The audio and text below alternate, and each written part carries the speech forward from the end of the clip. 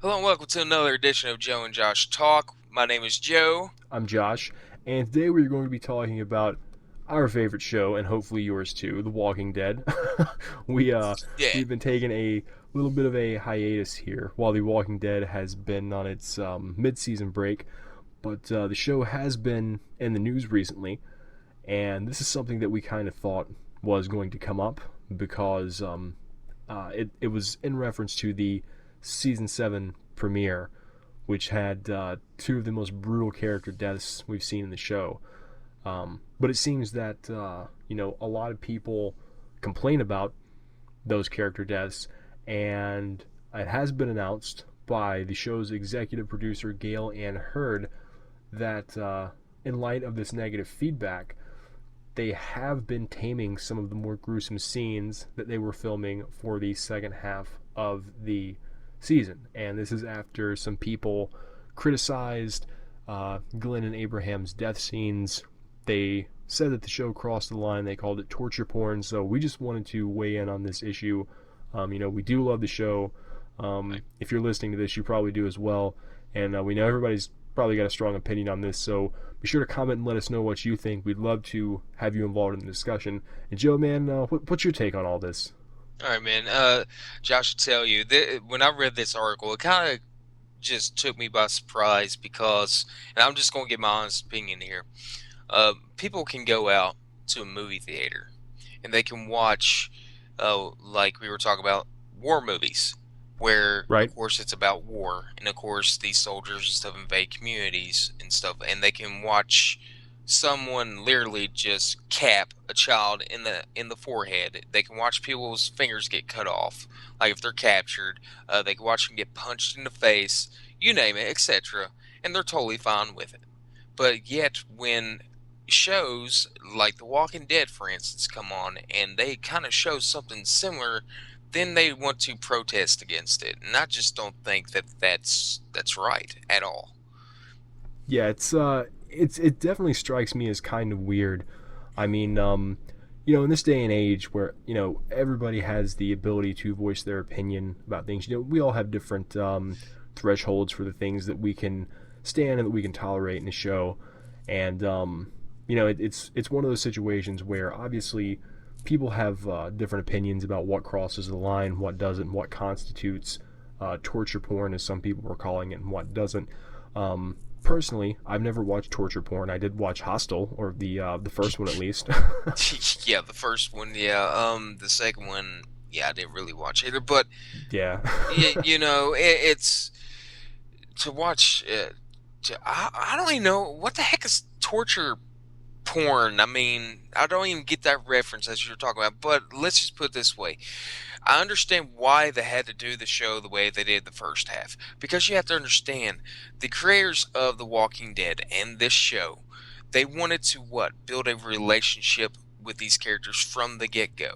Right. Okay, it makes a more compelling story the way they do things, the way things happen, because as we've went through the seasons and we've kind of grown, like we kind of like grew up, so to speak, with these characters. We've gotten to know them. We've gotten to form, we kind of feel close to these characters, and that's what they were aiming for. That way, when that scene did happen at the season premiere of season 7 of The Walking Dead, it would have more of an impact on Right. us. Exactly. That's the reason why they have done things the way that they're not doing it to promote such things as torture porn or whatever they want to call it.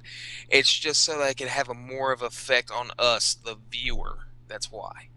Yeah, exactly. And the uh, the interesting thing about the situation is, that scene with Glenn and Abraham's deaths. One of the things that the show had been criticized for previously, leading up to the season 7 premiere, was that they didn't take risks anymore. They weren't that show that did things that would, kind of cause you to step back and be like, "Wow, I can't believe what I just saw." But I think that this is. I think it is unfortunate because you're never going to be able to please everyone. And if this was a show where, say, every single episode it was just nothing but blood and guts and gore, then I could say, okay, maybe they're just using the special effects and the gore for shock value.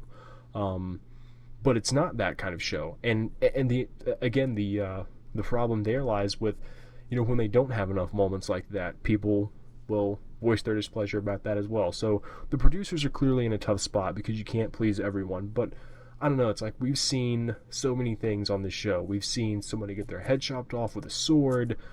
We've seen multiple little girls get shot. I don't know what the showrunners have against little girls, but, Yeah.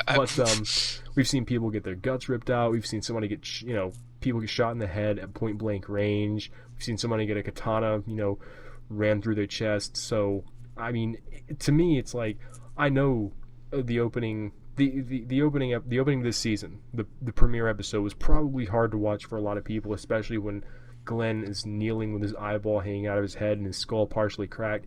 That Right. was hard to see, but to me, for something to qualify as torture porn, you'd have to have that sort of stuff being pretty consistent, and it's Right. not.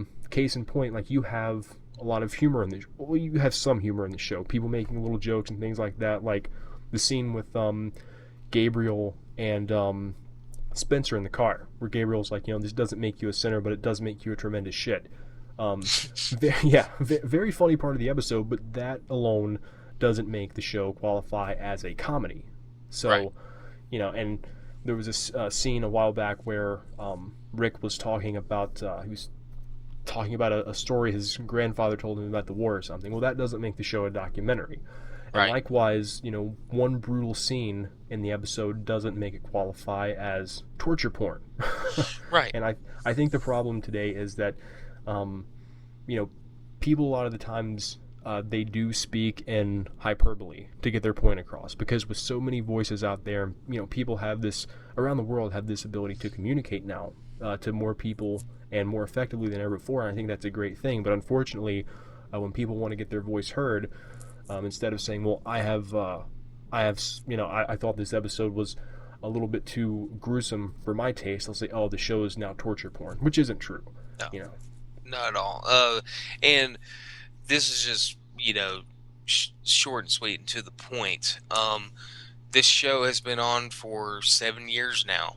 We can go ahead and say this, and people have come to know what this show is about, what it stands for. This should be nothing new to anybody. To see these creators of the show and these events transpire. I mean, just look at the name of it. Look at the story. If you've read the comics, do some research about the show. Inform yourself before you go and classify something as being torture porn. Okay? I just love that term. It's so off the Yeah, wall. it's so off the wall. It's just like, how can you even put that in the same category? Like, what? Like, even porn, for example, it's like, not even close, man. Not even Right. close. But it's just, I mean, I just don't understand it. I guess just where it is a big show, somebody, and I'm sorry that they felt this way or whatever. I mean, I'm sorry that affected them so much that, that they had to speak out and make complaints about it and stuff like that, to where us, as the viewer, that I guess isn't as affected, by the show as this person is, has to kind of see the show take a, let's say, kind of a dip, as far as like what we're used to seeing because of that. It's just that if you're going to be, I guess, point being is, considering what the show is, if you're going to be offended by watching it, don't watch it. Right. I mean, that's the reason why you have a remote and it has a channel button on it, and you can magically go up and down to change the channel. That's and I won't say anymore. That's it. Yeah. Yeah, exactly. And it's it's one of those things where, too, I mean, even that scene, like, from a story perspective, made a lot of sense. Right. Because before we had that scene, which I still think that, the scene of Glenn with his eyeball popped out and he and Abraham, lying on the ground with just, blood and brain matter splattered all over the place is what they're referencing. But, before that happened, people may say, well, why did the deaths have to be so brutal and grotesque? And it's like, well, before that happened, I mean, their group went to the outpost and they murdered a bunch of people, a lot of them in their sleep. Mm-hmm. And so that was pretty brutal. And it's like, we've seen people get shot, we've seen people get stabbed, cut apart. maimed on this show. And like you said, people know what they're signing up for. So if people were really affected by that episode, like, obviously that's not a good thing, and it's a great thing that people are not forced to watch. They can turn the channel and everything, and we have no problem with people voicing their No, complaints about the scene online, just like we're voicing, the fact that we approve of the direction the show is taking. We like that they're taking these dramatic moments, and we like that they don't overdo it. right. What we're saying. So if you like it, you like it. If you don't, you don't. But regardless, I think a lot of us will still be tuning back in next season, and I hope this doesn't affect the show to an extent where we lose out on some powerful moments. Because I will say this: when the show does use gore, it uses it in a very strategic way. It Hmm. doesn't overdo it. So when Right. it does happen, it really kind of, you're taken back by it. So hopefully, these complaints and things, they don't handicap the showrunners too much, and it doesn't really affect the second half of season 7, because we are excited. We're excited to talk more about the show with you guys, to do more episode reviews, and a lot more Walking Dead related stuff in general. Yeah, a lot more Walking Dead, and bringing back this segment of Joe and Josh Talk The Walking Dead. And it's very excited. February 12th cannot get here soon enough, but we will be back with more Walking Dead topics and, of course, our reviews and recaps as usual starting February 12th. See you guys then. Catch you next time.